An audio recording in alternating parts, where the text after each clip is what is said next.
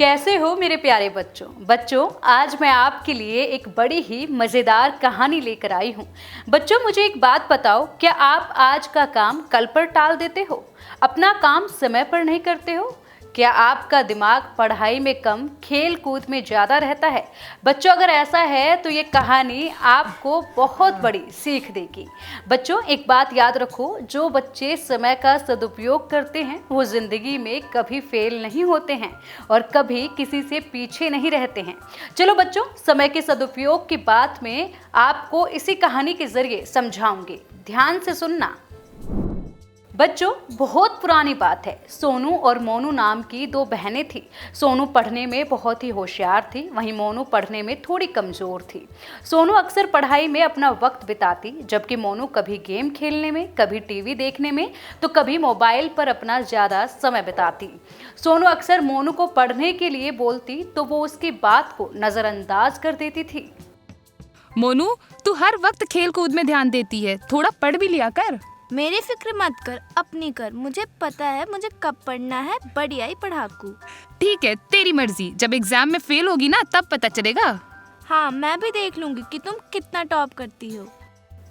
सोनू की बातों का मोनू पर कोई असर नहीं पड़ता था। दोनों के एग्जाम आने वाले थे। एक दिन की बात है, सोनू अपने कमरे में बैठकर पढ़ाई कर रही थी। तभी मोनू आई और बोली, अरे सोनू, तुम अभी तक पढ़ रही हो? चलो साथ में खाना खाते हैं, फिर खेलने चलते हैं। अरे बस थोड़ा सा पढ़ लेती, वरना टीचर मुझे डांटेगी और अगले हफ्ते में हमारे एग्जाम्स भी नजदीक आ रहे हैं।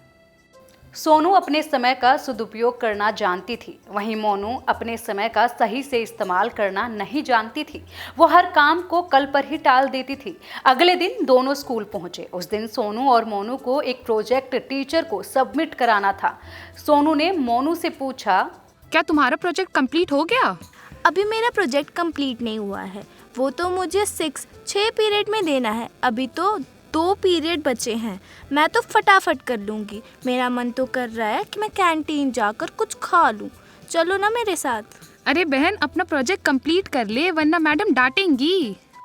उस दिन मोनू अपना प्रोजेक्ट भी लापरवाही की वजह से टीचर को जमा ना करा सकी।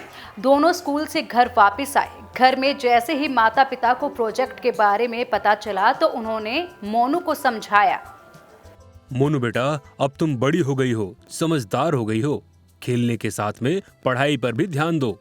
देखो, तुम्हारी बड़ी बहन सोनू समय पर पढ़ती है, समय पर खाती है और अपना सारा काम समय पर करती है। तुम्हारी तरह नहीं अपना काम कल पर टालती है। तुम अपनी बहन से सीखती क्यों नहीं हो? आज समय का सही उपयोग करना नहीं सीखोगी तो कल तुम बहुत पछताओगी। हाँ मम्मी पापा, मैं कल से पक्का हर काम अपना समय पर करूँगी। पर आज मुझे खेलने जाने दो, कल से आपको शिकायत का मौका नहीं दूंगी। इतना कहकर मोनू खेलने चली जाती है। मोनू को अक्सर समझाया जाता, लेकिन वो खेलने कूदने में अक्सर अपना समय बर्बाद करती रही। सोनू और मोनू के एग्जाम भी नज़दीक आ चुके थे। परीक्षा में केवल सिर्फ 2 ही दिन बचे थे। सोनू और मोनू के पिताजी ने एक बार फिर से दोनों बच्चियों को समझाया। बच्चों, अगले हफ्ते सोमवार से तुम दोनों के एग्जाम शुरू हो जाएंगे। खूब मन लगा के पढ़ना। और बेटा मोनू, मुझे तुम्हारी बड़ी फिक्र हो रही है। पापा आप फिक्र ना करो, मैं खूब मेहनत करूंगी। ठीक है बेटा, बेस्ट ऑफ लक। मोनू अपनी आदतों से कहां बाज आने वाली थी। पिताजी के जाते ही वो एक बार फिर से खेलने चली गई। सोनू ने मोनू को रोका और कहा, देखो मोनू, बाहर का मौसम बड़ा खराब है, तुम बाहर मत जाओ और यहीं बैठकर पढ़ाई करो।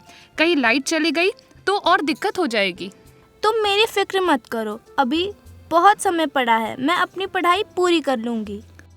सोनू की बात को अनसुना करके मोनू फिर से खेलने में लग गई। मोनू खेल में इतनी दीवानी हो चुकी थी कि उसे वक्त का पता ही नहीं चला। शाम के वक्त मोनू घर लौटी और घर आकर देखा तो बिजली नहीं आ रही थी। ये देखकर वो जोर से रोने लगी।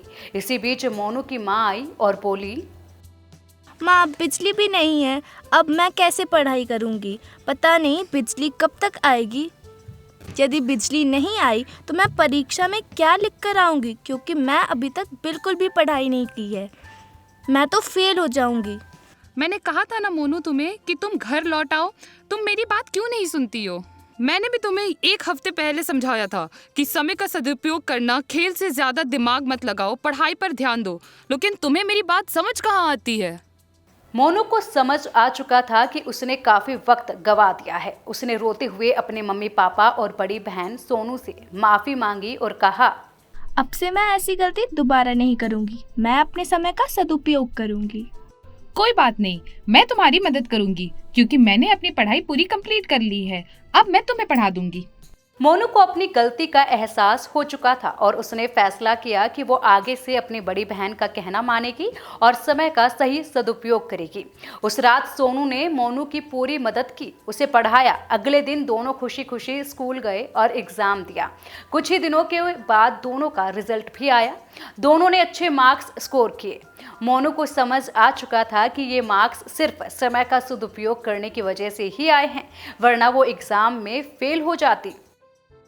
तो बच्चों, कैसी लगी आपको ये कहानी? थी ना अच्छी? अब बच्चों मुझे ये बताओ कि आपने इस कहानी से क्या सीखा? बच्चों, ये कहानी हमें सिखाती है कि कभी भी समय को बर्बाद नहीं करना चाहिए, वरना समय हमें बर्बाद कर देता है। हमें हमेशा समय का सदुपयोग करना चाहिए। आज का काम कल पर नहीं टालना चाहिए। अगर हम ऐसा करेंगे तो हमारा नुकसान होगा। समझ गए ना बच्चों? तो बच्चों, अब मैं चलती हूँ। अगली बार फिर आऊँगी ऐसी ही एक और अच्छी शिक्षा देने वाली मज़ेदार कहानी लेकर। Bye bye.